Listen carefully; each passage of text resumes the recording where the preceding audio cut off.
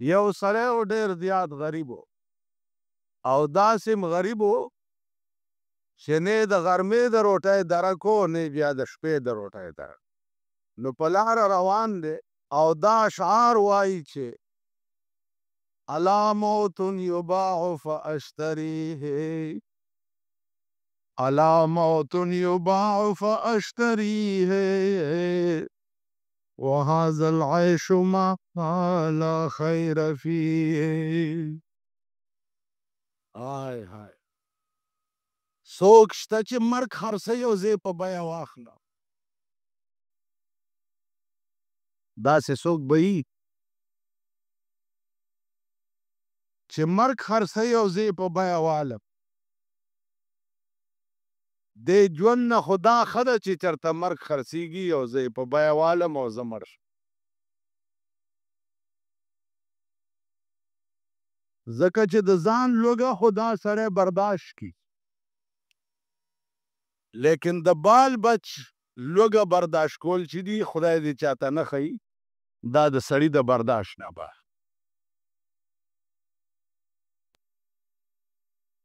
یو سړی ورپسې روان و، هغه چې دا اشعار واورېده نو هغه وله 1 روپۍ ورکړه چې خدای بنده مرګ مه غواړه، دا 1 روپۍ واله او بال بجله به پې اوړه والې او وخت به دې پې تېر شي.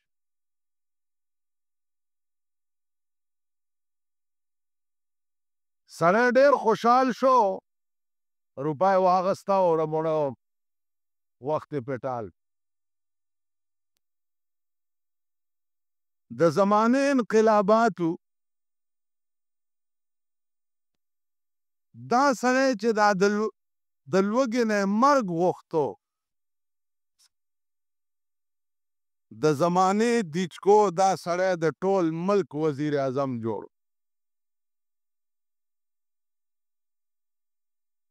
یا داسې حال و چې د لوږې نه مرګ پسې ګرځېده او یا بیا د ټول ملک وزیر اعظم شو. هغه سړی چې چا وله 1 روپۍ ورکړې وه، بیا هغه داسې غریب شو چې هغه بیا ځان له مرګ لټولو.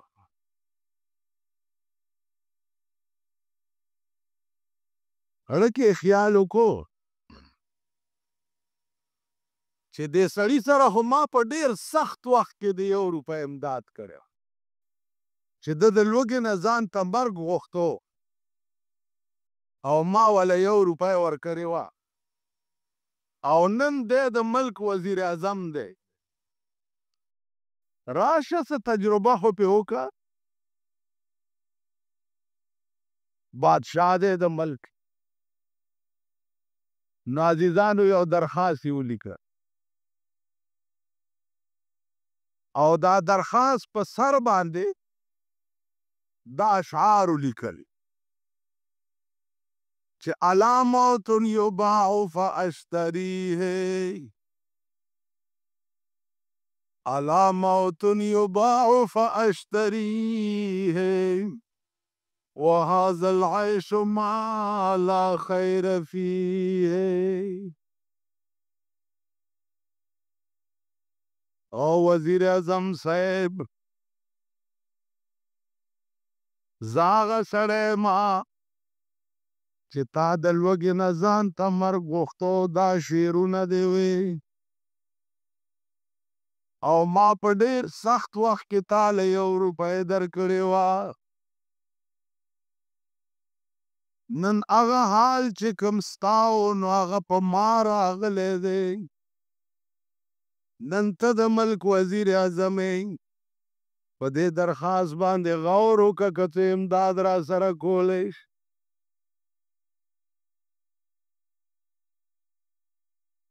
الله درخواست چې څه وخت کې وزیر اعظم ته ورننوت، وزیر اعظم ورته ډېر وژړل. دا د پاکستان دا کوڅه ډب وزیران نو، درخواست والا یو څه ایشو پیشو پیونی کې چیرې محکمې ته یوسې نو هغه وایي زه ماما په آرام کښېنه داسې هغه وزیر هر چا ته لیکي دلته ځای کم یې هغه ورځ یو هلک ما ته راغی وایي جي وزیر اعلی صاحب پې لیکلي دي چې ځای وله ورکړې خو بس ته دې افسر ته ووایه چې ځای راکړي ما ورته یو قصه وکړه تاسو دا خیال کړئ چې جوړ وزیر پې دستخط وکړي نو به دا خو زه د ضیاءالحق نیکه شوم نو ما ورته یو کیسه وکړه ما یو طالبو په دلی کې چې کتابونه خلاص کړه نو پلار ورپسې خط ولیږلو چې راځه که نه بس دی زوی ورته ولیکل چې پلاره داسې چل دی چې دلته یو راجا دی د هغه لور ده کتابونه مې خلاص که خو د هغه لور ده نیم نکاح شوی او نیم پاتې دی نو دعا کوه چې دا نور نیمه مشي نو بیا درځمه ما قبوله کړې ده خو چې دا د راجا لور ما قبول کی ما په خبره پوهېږئ ما قبوله کړې ده خو چې دا جینۍ ما قبول کی نو خبره که خیال وکړئ ستا په قبلېدو کې ده که د جینۍ په قبلېدو کې ده په دې مې پوهېږئ تا خو به د وزیر اعظم لورم قبوله کړي خو چې هغه خو دې هم قبول کړي که تاسو خیال راغی د بادشاه لور په بام ناسته ده او سره جوړه یې اغوستې ده او شونډې یې سرې کړي دي سترګې یې تورې کړي دي او دا تاسو غوندې یو غلام جان روان دی په لاره چې داسې ورته کتلي دي نو دا شعر یې وایي چې سرخ پوشې لب لاله بر لب بام نظر میں آیا سرې جامې او سرې شونډې او تورې سترګې پاس په بام ناسته ده خدایه څه به کېږي هغې ورته د پاس نه آواز وکړو چې نه بزوري نه بزاري نه بزر میں آیا کوتکشا په آرام تېرېږه دا د بادشاه لور ده نه په زور نه په مینت او نه په پیسو دا به ستا لاس ته رانشي نو خبره ده راجا د لور خو طالب جان استاز قبوله کړې وه خو سوال خو چې دی د ده په قبلېدو کې نه سوال خو د هغې په قبلېدو کې و اوس دې بېوقوف پلار ته ولیکل چې نیم نکاح شوی دی نیم پاتې دی نو ما هغه سړي ته وویل چې خبره دا ده چې خبره د وزیر د دستخط نه ده چې وزیر پې دستخط کړی دی خبره دا متعلقه ډایرکټر ده دا ډایرکټران په خدای قسم که د دې وزیرانو په دستخط متیاز هم کوي متیاز یعنې تجربه وکړئ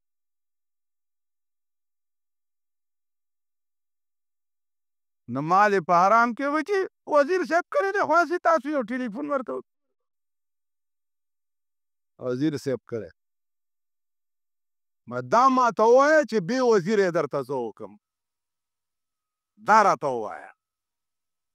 وزیر کړی دی اوس ته به وایې بیا به خلکو ته وایي چې د وزیر په دستخط شوی زه لار نیسه لار لنډوانه د وزیر دستخط شوی شی چې ما له رانږدې کو په لتو به در باندې وخېږي عرض مې دا و چې داسې وزیر نه و هغه له چې درخواست ورغی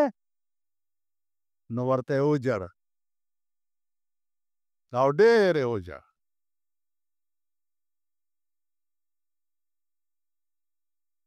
دا وزیران دلته یو وزیر دی د صدر دی زمونږ په دې علاقه کې ورته یو سړي چای کړی وي نو چای ورته کړی وي او څو 50,000 خو یې ورته ډزې وکړې وي کلاشنکوفو باندې هله وې کینډیډیټ را روان دی او اوس دا سړی چې د ویانۍ خبره راشي ما پسې را منډه کي چې دا دروغه ته به لږ ونه وایې چې دا ویانۍ لږه صفا کي چواري ګنده کړې ما لا وزیر پسې ریځه که نه چا ته دې چې ډزې کولې هغه ته هغه پسې ګرځه که ما نه وی اوس نو دا خلق تاسو بارها ټرای کړي، بارها هم کتلي. وزیران دې ته نه وایي، حکومت دې ته نه وایي، حکمران دې ته وایي چې درخواست ورغی او هغه شعرونه یې پړاو که چې نن نه څو کاله مخکې ده ویلي چې الا موت یباع فاشتریه وهذا العيش ما لا خیر فيه. ورته وجړل چاو په ما داسې وخت هم تېر دی چې ما د لوږې نه ځان له مرګ وغوښتو، نو 700 روپۍ راواغستې، 700 او د هغه کاغذ په شا باندې د قرآن کریم یو آیات ولیکل، الذين ينفقون اموالهم كمثل حبة انبتت 7 سنابل في كل سنبلة 100 حبة والله يضاعف لمن يشاء. و درخواست والا تا په ډېر سخت وخت کې ما سره د 1 روپۍ امداد کړی و، ما د هغې په عوض کې د قرآن د دې آیات مطابق چې یوه دانه څوک د خدای په نامه ورکړي نو د هغې داسې مثال دی لکه دانه وکرې، هغه بوټی شي، هغه بوټي کې 7 وږي وشي، 7 وږي او هر وږي کې 100 دانې، نو یو په 700 شي. نو تا 1 روپۍ ماله راکړې وه، نو ما یو په 700 دله درکړي، او که مزید خدمت هم نو ګوره بیا به ما خبره یې. عزیزانو دې ته وایي کامل انسانیت، چې د چا نیکي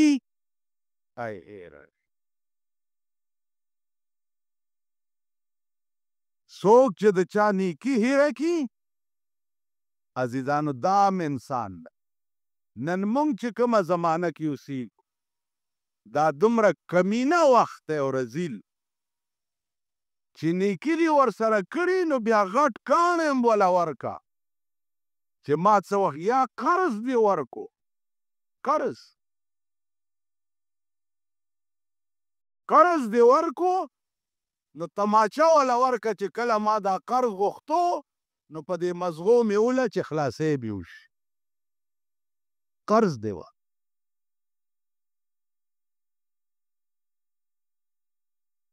پخوا به قرضونه خلقو چاله ورکه، قرضدار وکې دی قرض، دا زمونږ د دوایي کار په خدای قسمه. ماړه خلک چې قرض یې وی دی بیا په دې لار نه تېرېږي، یا چې تېرېږي په سایکل نو داسې تیز تېر شي لکه د ګولۍ په شا. ورته کور دې وران شه خو 30 روپۍ دي یا 50 کور دې وران شه.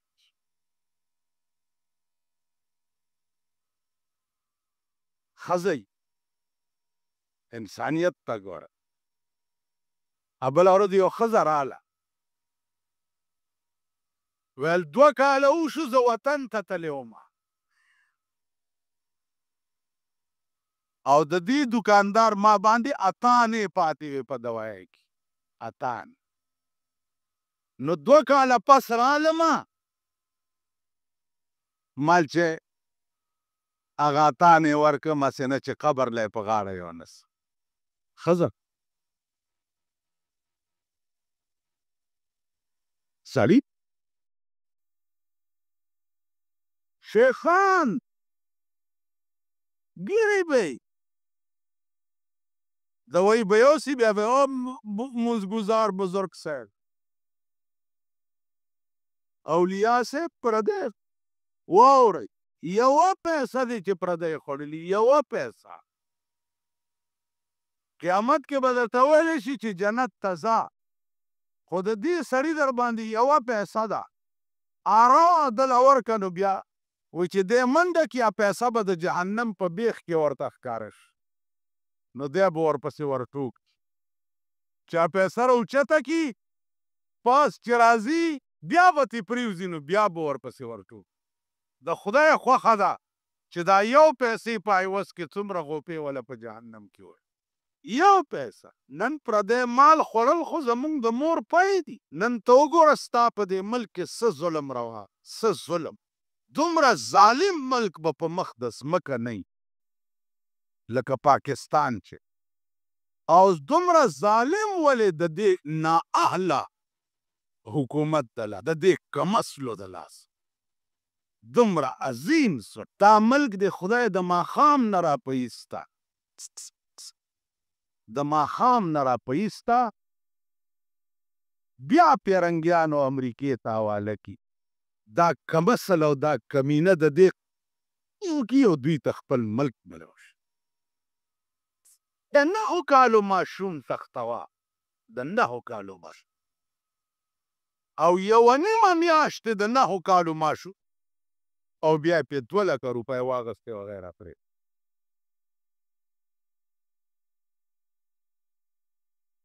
دا ستا ملک دا ستا وطن دی ما دې په خدای قسم چې زما په لاس کې قوت او زور ماشوم خو پرېږده چې پردی چرګه بوځي چې په هغه ټول ملک درته داسې بمباري وکړم چې درته یې لوټه لاندې باندې پرېږدم داسې خلک که ژوندي په دوی څه خدای دې په دوی سیلاب راولي طوفاني نوح پرې راشه چې لوټه یې لاندې باندې پاتې شي دې ظالم قوم کې چې زه اوسېږم زه د هغې نه زیات ظالم دې ظالم قوم کې که ملا اوسېږي ملا د هغې نه زیات ظالم که پیر پکې اوسېږي هغه پیر د هغې نه زیات ظالم ځکه چې د ظالم قوم ملګري او د ظالم قوم سره مړي ژوندي او تعلق والا دا د هغې نه زیات ظالمان دا ستا ملک پردی کښتونو باندې به ډټسن اغوستی پړت وبه تښتئ 80,000 راوړه 40,000 راوړه 13,000 راوړه حکومت له چې ورشي دا د جنده بازار اجراګانو ته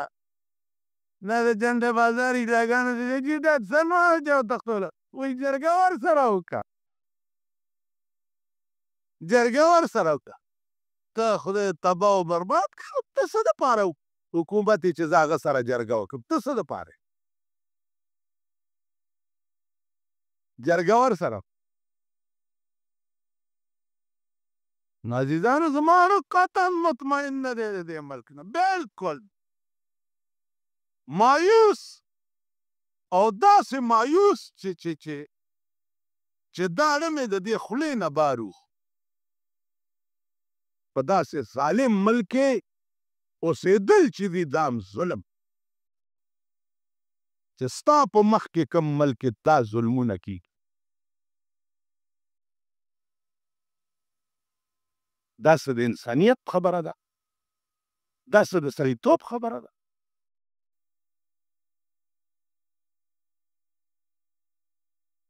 غل دی غل دی غلا یې وشو غلا غلې ونیو غلې ونیو سړي وویل زما کور یې وران کړی غلې ونیو دې کیس پې رجسټر دی کیس پې رجسټر دی تاڼه کې کیس پې رجسټر دی کچرو ته به لاړ شي او کچرو کې به وکیل ونیسي او کیس پې رجسټر دی پلدی کور یې وران کړی دی او په غل به مقدمه چلیږي او بیا شمیشت تاریخونه وي 2-3 کاله کې به غل بوټ راخلاص شي پردی کور یې وران کیس پې رجسټر ما ته پته ده ستاسو کیسونه رجسټر شو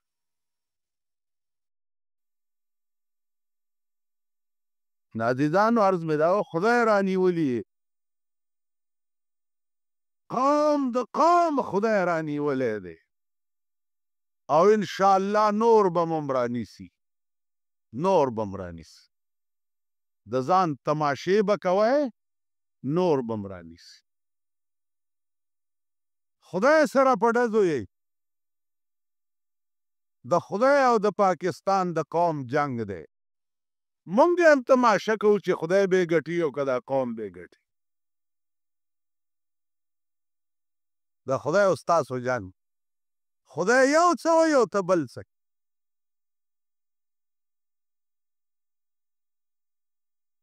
تاسو خیال را قوم د قوم خدای نه سرکش وبه هغه ورځ یو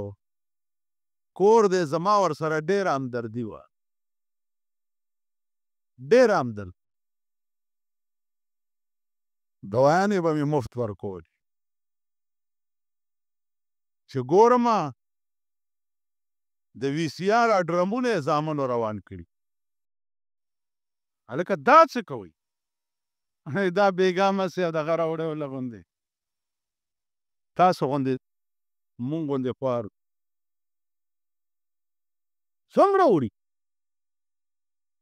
بل د هلکانو څه شغل مغل جوړ کړی وي سي آر یې کور سره دا د غریبانو غریب چې څومره د زن طلاق بچی دی دومره د بد لیوه زوی به بل څه غریب وس نشته دا د خیزیر بچي خدای پیژندلي وس نشته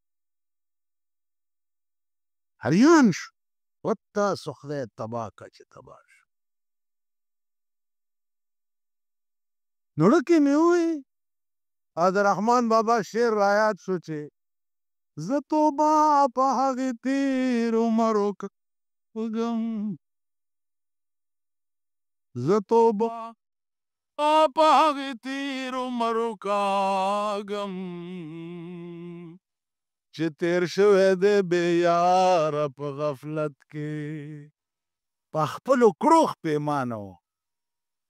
زما څه خیال و د دوی متعلق دا بد ظالمانه دا هغه خلک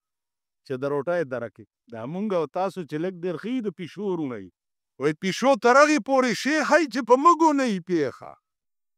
غریبه مندګۍ غوندې پیشو راوګوره مندګۍ میاو میاو میاو میاو اختري پې رحم راشي ته دغې غریبې پیشو ته لږه مږه وښایه ته د دې دا منډه بیا وګوره په مږې پسې مونږ د غریبې پیشو وروڼه یو پیشو تر هغې پورې شی ښایي چې په مږو نه یي پېښه دا مونږ په ځای خدای پاک راګیر کړي او رانیولي چې څنګه مونږ یو تاسې د مونږ د ملک نظام ته وګوره دې بېایمانه حکومت ته منافق اعلان یې وکړو چې مونږ خپل بجټ واپس واغست واپس هم واغست خلک یې غلي کړ چې خلک یې غلي کړ اوس همغه بجټ یو شی په مزه مزه ګرانۍ لګیا بجلی ګرانه کړه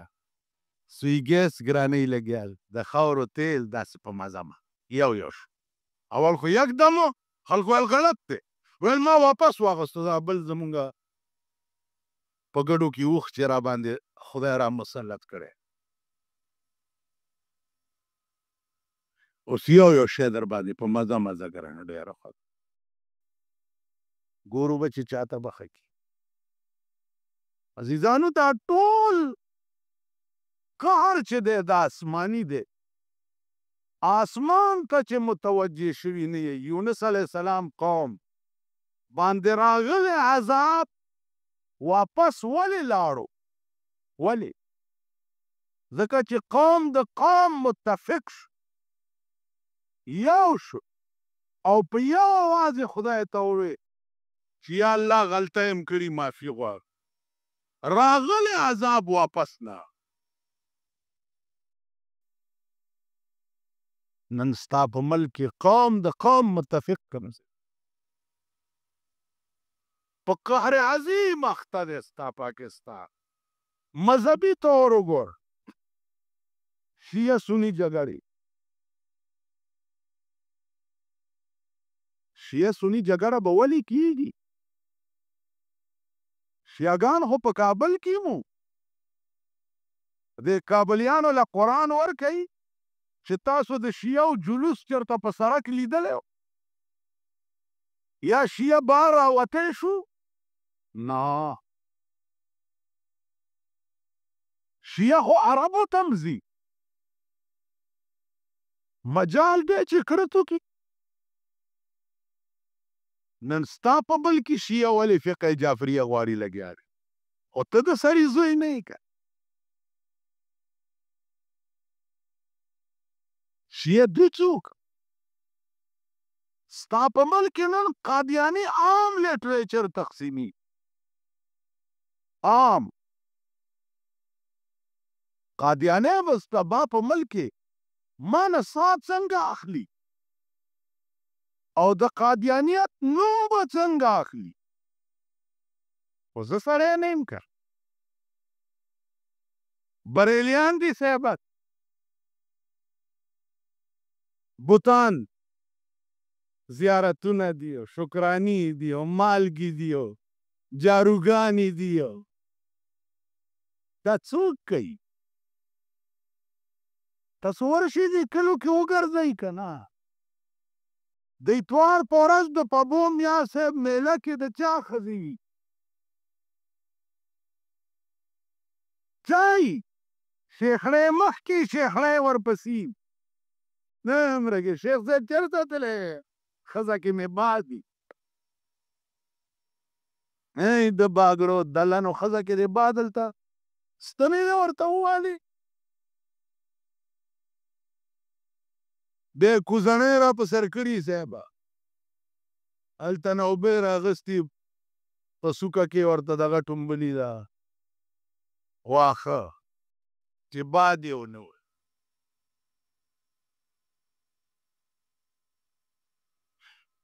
دا به ولې داسې کېږي خو ته سړی نه یې که ته سړی شوې ستا ښځه به ولې داسې کوي مونږ سړي نه یو تاسو وایئ چې په دې لارو کې ستاسو د ښځو جنجونه تېرېږي په لارۍ کې ښځو ځان سره ډولکۍ ایښی که نه ایښی تاسو دا د کلو پښتانه ټول خلیل مومن خلیل مومن خلیل مومن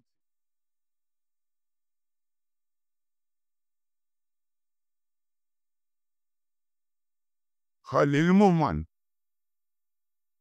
ملګرو ته هم خلیل مومن تیر شي باړې نه هغه غارې مومن دي او دې خوا خلیل دي په لارۍ کې ډولکۍ ځان سره ایښی صاحب ډم ورته ډولکۍ غږي زمونږ ښځې ورته لاسونه پړقوي که نه پړه او ټول ښار او بازار یې په تماشه یي که نه دا ښځه چې ټیکسي لارۍ وي روپۍ سورلی پکې سواري کېږي هغه هم پښتون مینګه پښتانه نو وروره په ارام کښېنې خدای په راستی که نه پښتانه یې بیا خبره ده چې یو لنګ هم نه دی ولې پرتوګی اچوئ خیال هم راغی جي نه پښتانه یې نه خلیل یې نه مومند یې پوه شوې پته هم نه لګي چې کوم قوم یې شیخیل یې که ډمان یې که کنجران یې که نیان یې خدای چې څه بلا یې د پښتو خو درکې رګ نشته اوس پښتو ژبه ویلو باندې سړی پښتون کی نو عزیزانو عرض مې دا و چې انسان جوړېدل ګران کار دی انسان هر څه به جوړ شي اوس زه په غره کې چېرته یو کوډله جوړوم او پکې کښېنم او یو دوه بریسي خوشي کوم ته وګوره چې دې غره ته څومره دنیا برجه راځئ دلته یو ولي پیدا دی خورې هر مراد پې حاصلي نو زمونږ دا د ملک ښځې دلته یو دوه ډمان جامړه کړي دی زمونږ ادبیره کې